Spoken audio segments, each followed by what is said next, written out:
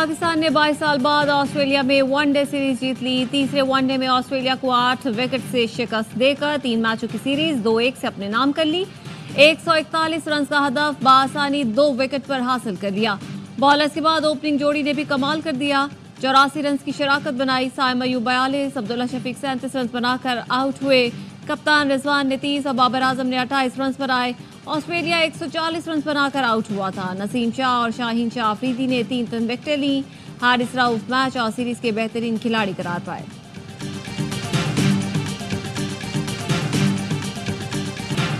कौम की दुआओं से सीरीज में कामयाबी हासिल की। कौमी टीम के कप्तान मोहम्मद रिजवान कहते हैं, हमने मेहनत की है, हमारी मेहनत में कमी नहीं होगी। आप लोगों की दुआओं में कमी नहीं आनी चाहिए। आगे भी टीम की कामयाबी की कोशिश करते रहेंगे।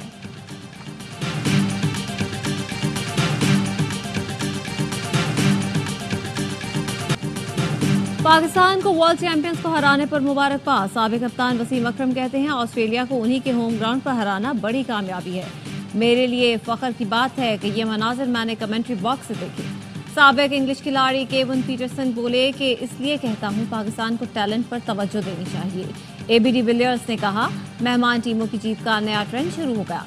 न्यूजीलैंड ने भारत को हराया, अब पाकिस्तान ने ऑस्ट्रेलिया को। माइकल वॉन ने कहा कि ऑस्ट्रेलिया को कभी इतना कमजोर नहीं देखा।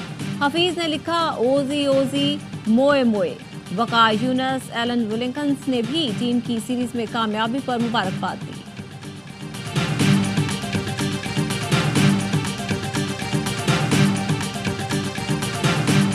फलस्तीनियों के हुकूक के लिए सबको किरदार अदा करना होगा। पाकिस्तान इसराइली बर्बरियत की मजम्मत करता है। नायब वजीर आजम इसाक डार का रियाद में अरब इस्लामिक समिट से खिताब। कहा, इसराइली फोर्सेस गजा में जंगी जराइम का इर्तिकाब कर रही हैं। हजारों फलस्तीनी शहीद और जख्मी हो चुके। गजा में गैर मशरूत जंग बंदी और इमदाद पहुंचाने की जरूरत है।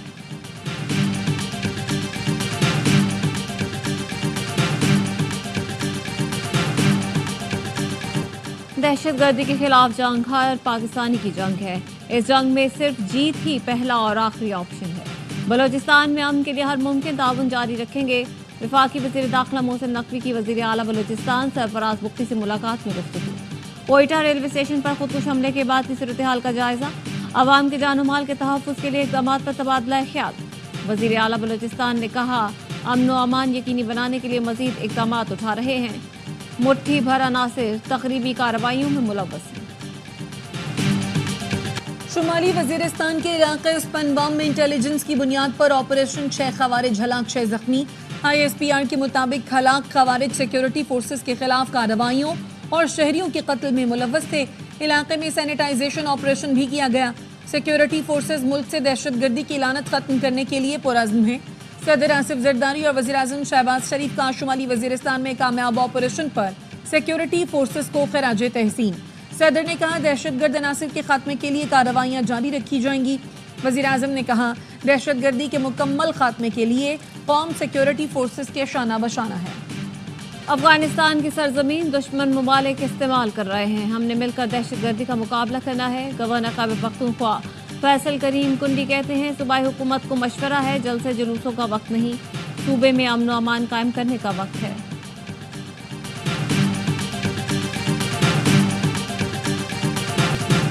बानी PTI को ना अमरीका ने हुकूमत से निकाला, ना ही जेल से निकाल सकेगा। समझता था PTI बैरूनी मुदाखलत के खिलाफ है, लेकिन अब समझ आया वो सिर्फ उसी मुदाखलत के खिलाफ है जो उनके हक में ना हो। रहनुमा अवाम पाकिस्तान पार्टी मिफ्ता इस्माइल कहते हैं, नून लीग, PP और PTI के सियासतदान एक दूसरे के खिलाफ गालम गलोच में मशहूर हैं, लेकिन अवाम की बात कोई नहीं करता।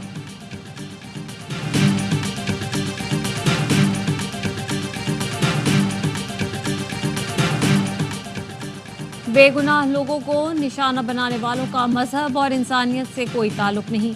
पाकिस्तान उलमा कौंसिल के मरकजी चेयरमैन ताहिर अशरफी कहते हैं, खवारिज दहशतगर्द पाकिस्तान दुश्मन कुव्वतों के एजेंडे पर अमल पैरा है। पाकिस्तानी कौम और मुसल्लह अफवाज दहशतगर्दों के अज़ाइम को किसी सूरत कामयाब नहीं होने देंगे। और गवर्नर पंजाब का स्मॉग की बिगड़ती सूरत हाल के पेश नजर इमरजेंसी नाफिज करने का मुतालबा। कहते हैं, बेशतर अजला में स्मॉग बेकाबू हो चुकी, लोग बीमार पड़ रहे हैं। मार्केटें रात 8 बजे बंद करने का फैसला ताजिर तस्लीम नहीं कर रहे। आर्जी तौर पर स्मॉग की रोकथाम के लिए इमरजेंसी नाफिज करनी चाहिए। चैंपियंस ट्रॉफी के शेड्यूल का ऐलान ताखीर का शिकार। क्रिकेट वेबसाइट के मुताबिक शेड्यूल का मामला सुलझ न सका। आईसीसी ने इवेंट मंसूख कर दिया जो पहले 11 नवंबर को शेड्यूल था। भारत के मैचेस का फैसला न होने की वजह से इवेंट मंसूख किया गया। शेड्यूल के हवाले से मेजबान और हिस्सा लेने वाली टीमों के बोर्ड से बातचीत जारी है।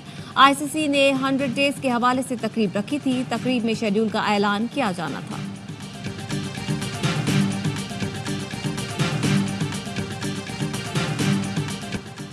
पंजाब में बदतरीन स्मोक के बायस मामूलाती जिंदगी मुअत्तल हैं। ऐसे में बाप बेटी का जनेवा में घूमना पंजाब के अवाम के साथ मजाक है। मुशीर इत्तलात केपी बैरिस्टर सैफ कहते हैं यूरोप में सर्जरी और इलाज कराना पंजाब के अस्पतालों की कारकर्दगी पर सवालिया निशान है। रहनुमा पीपल्स पार्टी हसन मुर्तजा ने कहा तख्ते लाहौर वाले सियासी के बाद माहौलियाती आलूदगी पर भी काबू पाने में नाकाम है। हुक्मरानों को अपने हेल्थ सिस्टम पर एतबार नहीं, इसीलिए जनेवा गए हैं।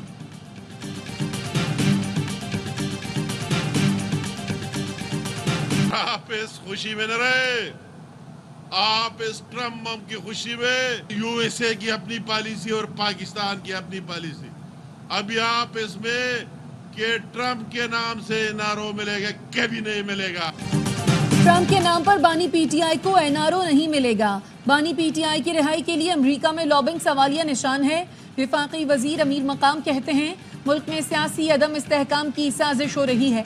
पाकिस्तान मुखालिफ अनासिर अपने अज़ाइम में कामयाब नहीं होंगे। शहादा की यादगारों की बेहुरमती करने वालों को माफी मांगनी चाहिए।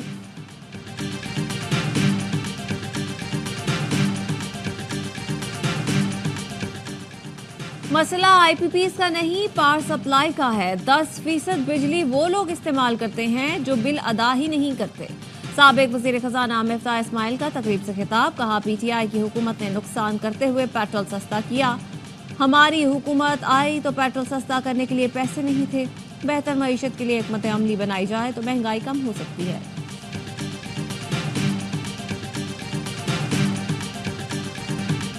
डस्का में पेट्रोलिंग पुलिस और एएनएफ ने 9 साला बच्चे से 2400 ग्राम मुनशियात पकड़ ली। बच्चे ने बताया मुनशियात उसके रिश्तेदार मुशर्रफ खान की है। 12 शहरों में मुनशियात सप्लाई कर चुका है।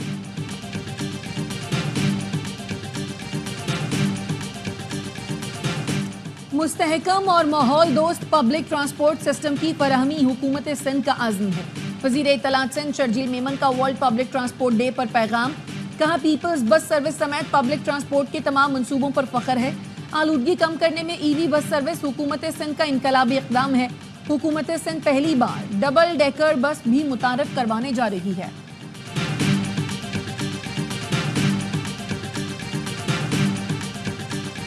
कराची में रोड कार्पेटिंग के बायस मुख्तलिफ सड़कें बंद कर दी गई हैं। कायदाबाद से मलीर नदी ब्रिज, मुर्तजा चौरंगी, कज़ाफी ब्रिज से यूनुस चौरंगी जाने वाला रोड भी तरक्याती कामों के बायस बंद किया गया है।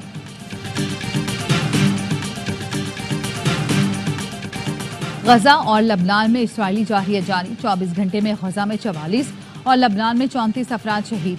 शिमाली गजा में स्कूल पर इसराइली हमले में 2 सहाफ़ी समेत मुतादिद फ़लस्तीनी शहीद हुए। सेहूनी फोर्सेस ने अल-अक्सा अस्पताल पर हमला कर दिया। जनूबी लबनान में इसराइली बमबारी। तारीखी शहर सोर में इसराइली हमले में 5 बहन भाई शहीद हुए। जनूबी लबनान में हिजबुल्लाह का इसराइली फौजियों पर हमला। मुतादिद इसराइली फौजी जख्मी हुए।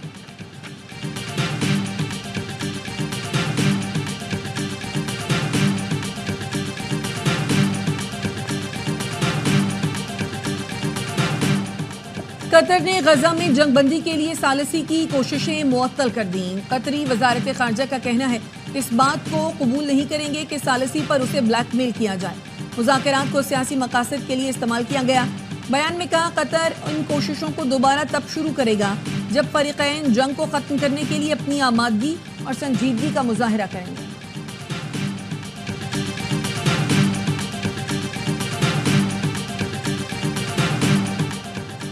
अमरीकी सदाती इंतखाब के नताइज मुकम्मल। डोनाल्ड ट्रंप ने तमाम 7 स्विंग रियासतों में कामयाबी हासिल कर ली। अमरीका के नौ मुंतखब सदर ट्रंप की हुकूमत साजी के लिए कई नामों पर गौर शुरू। ट्रंप बुध को जो बाइडेन से मुलाकात करेंगे।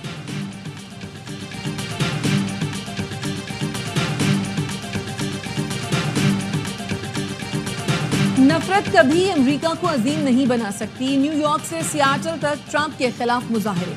ट्रंप से पॉलिसियों पर नजरसानी का मुतालबा। वाशिंगटन में भी ट्रंप की पॉलिसियों के खिलाफ गैर कानूनी तारकीन वतन, खवातीन और वर्कर्स राइट्स ग्रुप ने रैली निकाली।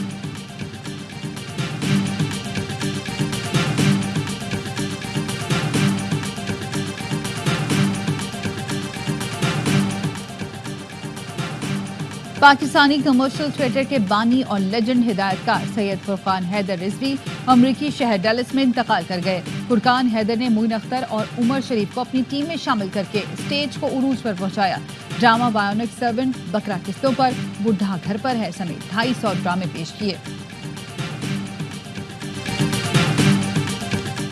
IBSF वर्ल्ड स्नूकर चैंपियन में मोहम्मद आसिफ वतन वापस पहुंच गए। मोहम्मद आसिफ ने कतर में ईरानी खिलाड़ी को शिकस्त देकर तीसरी बार वर्ल्ड स्नूकर चैंपियनशिप का टाइटल अपने नाम किया था।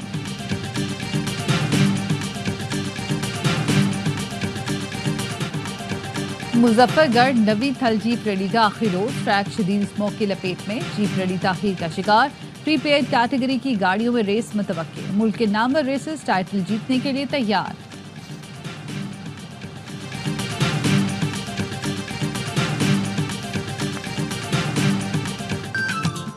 और कराची में 8वें अदब फेस्टिवल का आगाज, मुख्तलिफ सेशन समेत सियासी और मुआशी मसाइल पर पैनल डिस्कशन, लोगों की बड़ी तादाद में शिरकत।